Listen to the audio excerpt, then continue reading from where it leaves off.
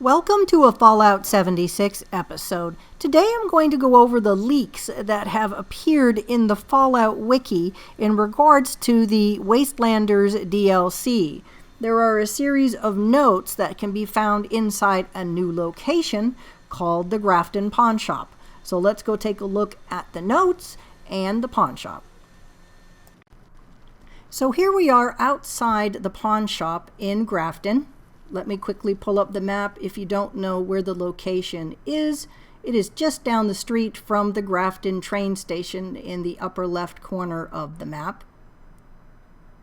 Data mining has shown a table covered with notes that need to go up on a bulletin board as you figure out the progress of the hunt for the treasure of Vault 79. So let's go over all of the notes.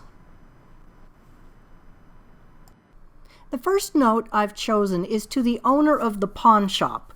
Dear Flavia, where are you? The pawn shop has been closed for months. You said you were going away for a while. I keep replaying your farewell dinner, and the way you talked, it didn't feel right.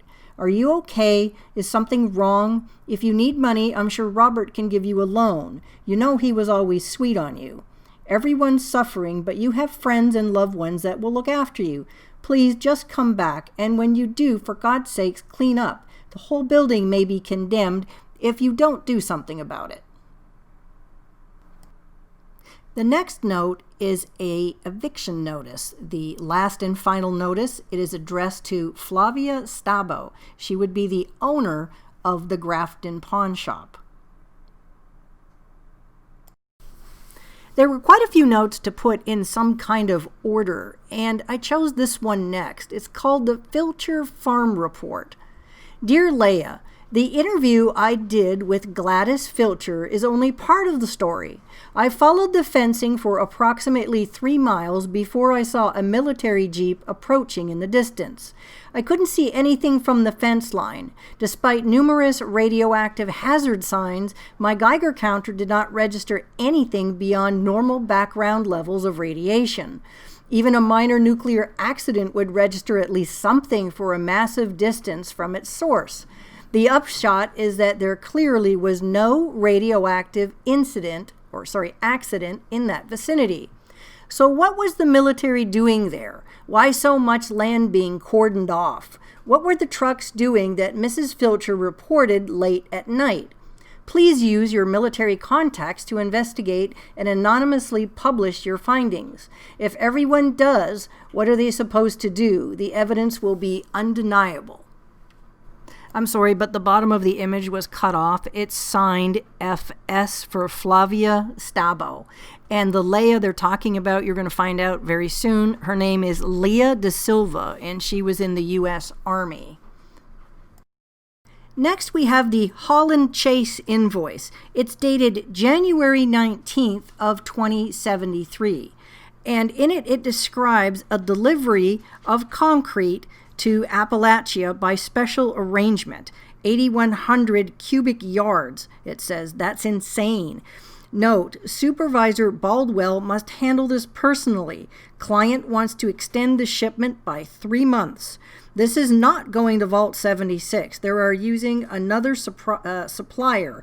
8,100 cubic yards of concrete could easily build several bunkers. What is all this concrete being used for? Next is the Holland Chase invoice number 9033, and it is dated 3 months later on March 19th of 2073. And it is the same thing, a shipment of 8,300 cubic yards of concrete. And it says, Supervisor Baldwell must handle this personally. Do not look for Baldwell. Here are the only invoices I managed to acquire. Public records show Holland Chase won a government contract in 2072, but the details of that bid are classified. What is the government building? I think what they're building is Vault 79. Next up are the way station logs. There is not a date on this. This shows the Morgantown way station logs for, it looks like, 7 trucks that would have passed through Morgantown.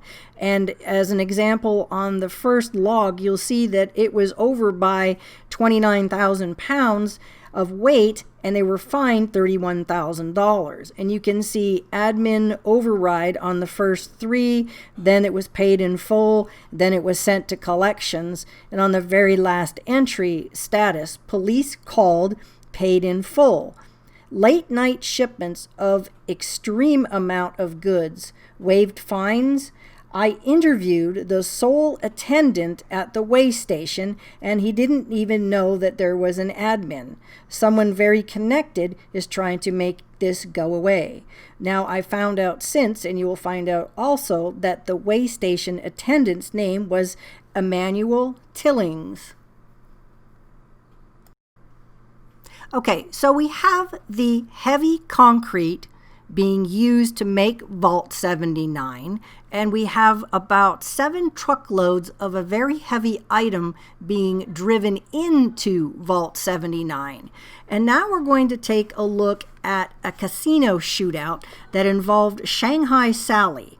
Now, this would have happened in July 14th of 2072, probably about 6 months after the vault and the transportation of the goods into the vault. It says 5 is slain in mob shootout at the Ultralux in Las Vegas. And if you remember the Ultralux Casino, that was in Fallout New Vegas. In a dramatic scene on Wednesday night, police stormed the Ultralux Casino in Las Vegas and engaged in a protracted battle with mobsters. Hundreds of bullets were fired, all mobsters were slain, and 17 bystanders were injured. Interviews with eyewitnesses indicate complete chaos and contradictory stories. Some witnesses report the mobsters tried to surrender twice. One witness claims the firefight started with a sniper round, killing one of the mobsters. A cashier claimed the mobsters were winning until soldiers arrived and used a missile launcher to blow 2 of them up. The chief of police claimed that this as a major victory. It's time for us to send a clear message that no one in Las Vegas is above the law. The very next day, a Berkeley Springs police report dated 7/15 of 2072. Detail of event. C. Ratowski came into the precinct around 9 a.m. He had a Charleston Herald article about Shanghai Sally. He said that the woman in the picture wasn't Sally Smith. Instead, it was Catherine Montgomery, a U.S. sergeant. Ratowski said that Montgomery had been missing for 3 weeks. They were apparently in a relationship. Before the interview was concluded, 2 other people, D. Whitby and J. Seymour, came in claiming they knew Shanghai Sally's real identity as well. My partner and I went to interview some soldiers on R&R at Mike's. They indicated Montgomery was in charge of the motor pool, and they recognized her from one of Ratowski's photos. When I showed them the Herald with the picture of Shanghai Sally, their demeanor changed and they excused themselves quickly. Actions taken. Notes were gathered from this, and the chief said they would be passed along to the FBI. They've claimed jurisdiction. We were told it must be a look-alike. Apparently, it's pretty common in high-profile cases. The resemblance, though, is truly remarkable. So, as they say, the testimony was boxed and sent by military courier to the FBI. So now we know that Shanghai Sally was more than likely Catherine Montgomery, who was a U.S. sergeant in charge of the motor pool. So then she must have been in charge of that convoy moving the goods to Vault 79. Again, 2 days later, we have another article from the Charleston newspaper from Sunday, July 17th of 2072. Shanghai Sally's reign of terror ends. Vertibirds still circle the piers in Galveston, hovering over the charred remains of the getaway boat the U.S. Navy barraged Sunday afternoon, thus ending the crime spree of one of the most notorious Chinese spies in U.S. history, Shanghai Sally. Although it seems like a lifetime ago, Shanghai Sally was only identified on Thursday. Initially, Shanghai Sally was discovered barricaded in one of the high roller suites in the Lucky 38 in Las Vegas, with over $20 million in cash stuffed into several duffel bags. Before she could be apprehended, she allegedly used bed sheets to climb down to the ground floor. In the 4 days that followed, reports of Shanghai Sally eluding police came in hour by hour as she made her way east. She was sighted in Flagstaff, Albuquerque, and El Paso, while carjacking vehicles from innocents. One unconfirmed report indicates she even infiltrated a U.S. Army base and stole a fully armed vertibird. Early Sunday morning, Shanghai Sally was identified by a Red Rocket gas station attendant in Galveston. As she sped off to meet her Chinese handlers in a stolen speedboat, the USS Wade barraged the boat with salvos of heavy ordnance, dramatically closing this terrifying chapter. So there is the more than likely completely fake elimination of Shanghai Sally. Wow, this is a lot of information to digest. So now we have the Shanghai Sally conclusions, and I think we can pretty much sum up that this is Flavia Stabo, who owns the pawn shop in Grafton, doing all of this research. Doing research into the conspiracy in Berkeley Springs, I came across their own connection to Shanghai Sally.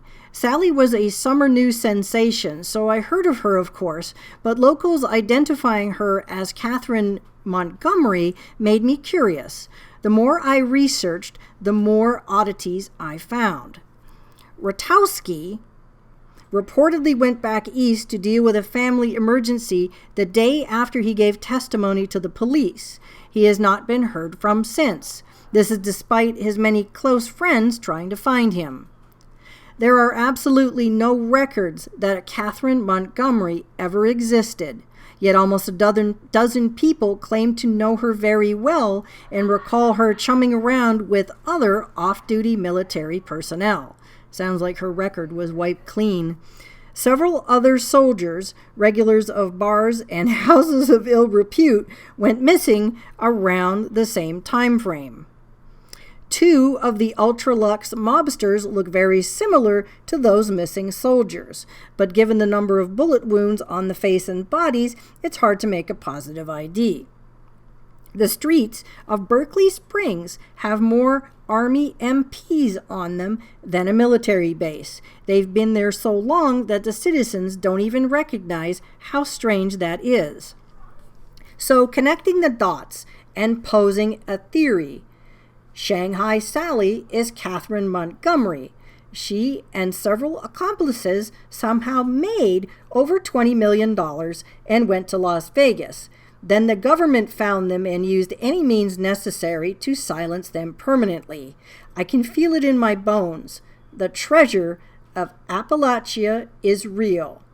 Montgomery found it and died because of it. Now we're getting back to the three suspicious deaths. Number 1, the work foreman was Antonio Childs, one of the more capable and respected builders in the area. He quit his job at Sunnyfield Construction 2 years ago. Then he went away weeks at a time and came back with a great deal of cash. His new house is one of the biggest in Harper's Ferry.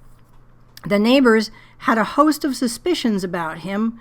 Was he a bank robber, a cat burglar? His closest friend and drinking companion said Antonio confided in him a nice, cushy government contract, and he was skimming some money on the side. Number 2, Mr. Tillings was killed 3 days after my interview with him when a truck smashed into the way station where he worked. The driver of the truck has been identified as Mr. John Doe. Mr. Doe claims to have lost control of the vehicle but managed to bail out just before the impact. After being held for observation at Morgantown General, Mr. Doe was discharged. There was no subsequent record of his stay. Whatever additional evidence Mr. Tilling was going to provide is now lost. Number 3, I talked with Paige Rockwell, and she said the timing of Mrs. Shea's death was suspicious. Mrs. Shea was close to sending the Herald a bombshell. I managed to enter Shea's home 4 nights after the incident. There was ample evidence of a struggle, and clearly the whole place had been thoroughly searched. The government was looking for something, and I fear they found it and silenced her. Conclusion. So 3 suspicious deaths.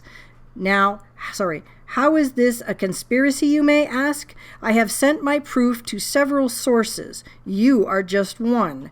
I fear your package is the least effective on its own, but if it is put together with the others, then a clear pattern emerges. As I have investigated this conspiracy, the number of people that have moved suddenly, stopped returning my phone calls abruptly, met with accidents, or simply disappeared is alarming. These are just 3 of the most obvious. You need to get the word out in CH Monthly. And the CH is the Cryptid Hunters Monthly, and we know that Calvin Van Lowe of Van Lowe Taxidermy, that was his monthly magazine. And here is suspicious death number 1. Man skull fractured in robbery near Harper's Ferry train yard. A 42-year-old work foreman, which we now know as Antonio Childs, was fatally injured when a group of 3 men attacked and robbed him by the Harper's Ferry train yard last night, authorities said.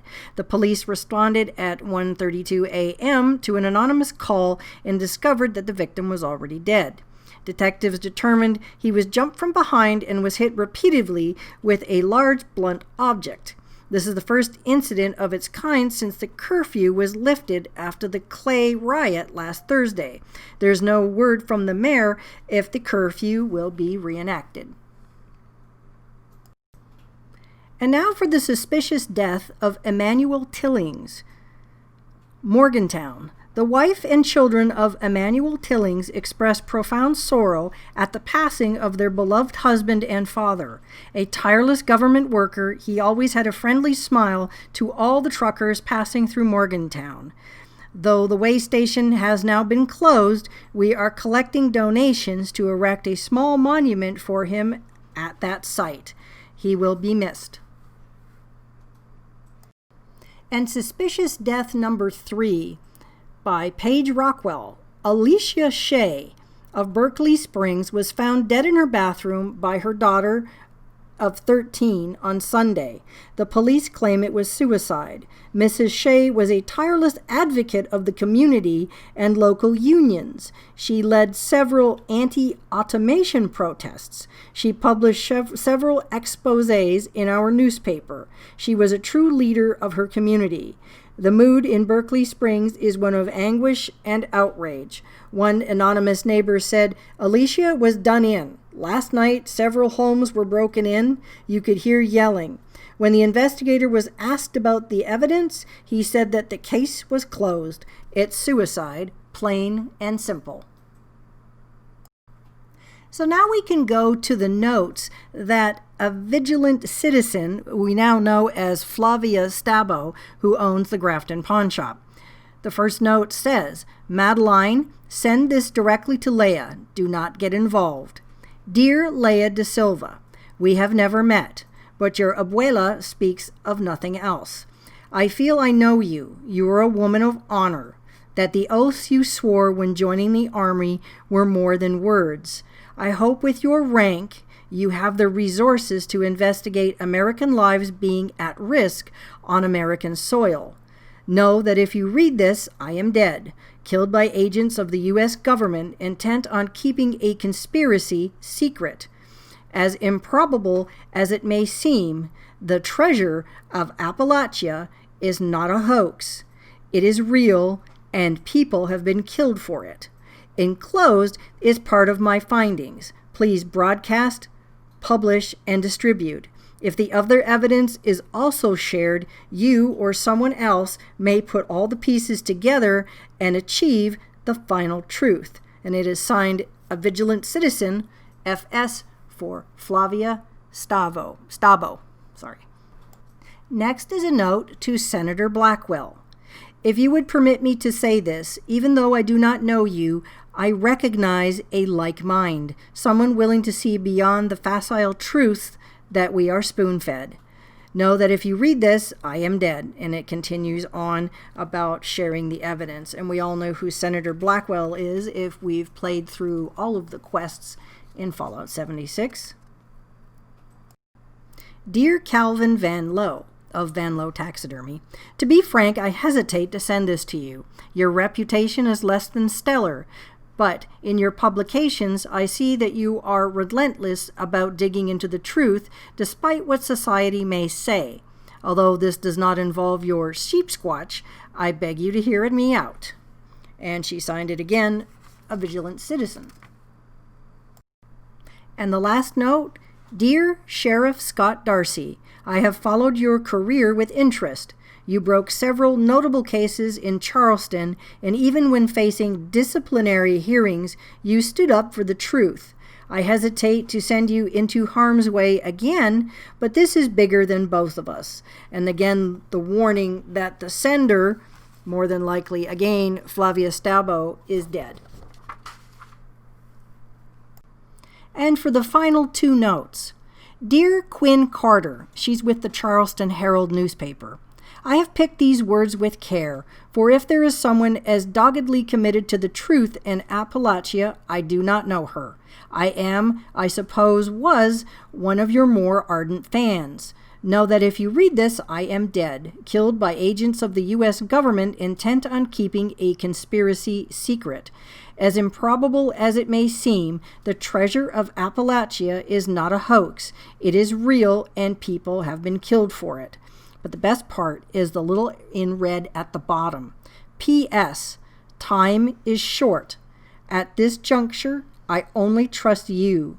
Please go to the Clarksburg Post Office and ask for P.O. Box 999. Ask for. And the final note. I know we had an arrangement, but my side business has major issues. I have to skip town. I think I got your switch automated right. If you get back before the deadline, down with the man. That is definitely a password because of the upper lowercase letters and the exclamation point. If I get back in time, I'll take care of it personally. You stay safe. Signed, 999. So when you have to ask for Post Office Box 999, it isn't an actual post office box. It's a person whose code name is 999. And yes, I probably read way too many Nancy Drew books. This has been a lot of fun. It took me most of the day to get all of these 20 or so papers in order in a very cohesive storyline to help everybody understand what's in Vault 79. And what's in Vault 79 is gold, because there was a huge amount of weight that passed through that way station in Morgantown, and the final kicker is the atomic number for gold is 79.